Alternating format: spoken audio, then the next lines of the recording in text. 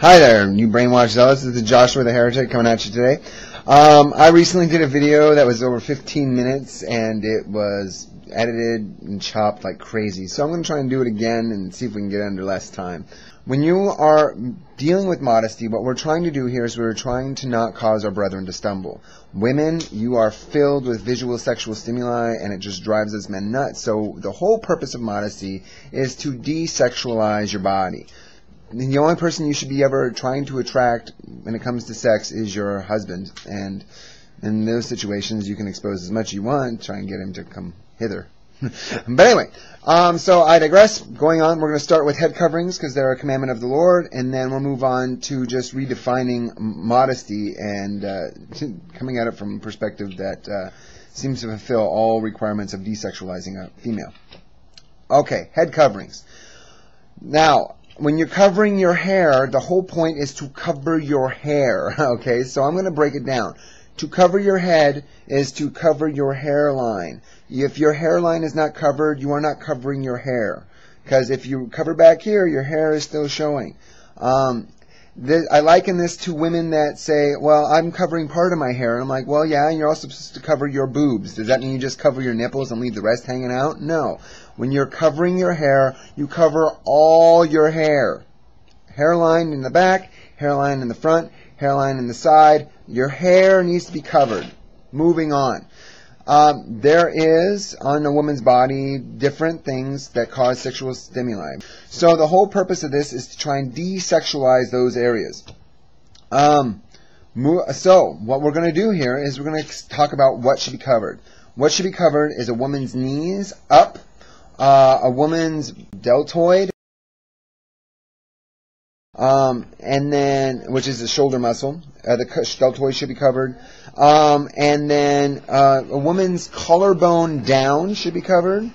And then when it goes around the back, it should stay an even plane all the way across the back of the neck from where the shoulders are. So nothing with a swoop back. Now, for the desexualization. So we've covered all the major parts, but if I have, I'm covering my boobs, but my boobs are, I'm like, it's really, really tight fitting, it's kind of defeating the purpose because you can still basically see my entire boob. If I'm wearing really tight clothing, you can basically see my hip to waist ratio, and the hip to waist ratio drives men nuts. The smaller the waist, the larger the hips, the more attractive you are.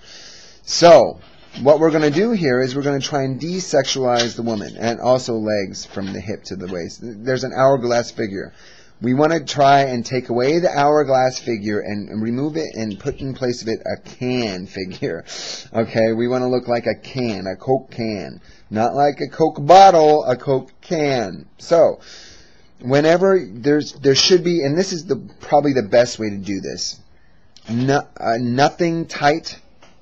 No tight clothes. You should never feel anything tight against your thighs. You should never feel anything. You should never feel your clothing tight against your torso. If you're wearing a dress or a skirt, it should exceed beyond your knees even when you're sitting. If you're standing up and your knees are covered and you sit down, your knees aren't covered, they need to cover your knee. I think that's basically it. Oh, and we need to talk about when it comes to jewelry. Nothing expensive. Go crazy, have fun. Let's try and stay away from animals and images of men and anything pagan. Let's stay away from that because that could be considered idol worship. But anything else, just have fun with it. Have fun with your jewelry and decorations and stuff like that. That's great. As for makeup is a bad juju issue. If you're going to wear makeup, make sure nothing's visible. I don't want to know that you're wearing makeup. If you have a blemish on your face, you're wearing foundation, that's fine. You got clear fingernail polish, that's fine. If you want to wear chapstick, that's fine. But lip gloss makes your lips all moist, and that kind of drives men nuts. So we're trying to desexualize. The whole point of modesty is to desexualize women so they do not tempt men. So anyway. This is the Heretic. I hope this is a much better condensed version than the last one. And I hope that this blesses you and is a lot more easy to understand than what I did before. If you want to, check out Modern Modesty. It goes into more detail about not tempting your brethren. This is the Heretic, signing out. Peace.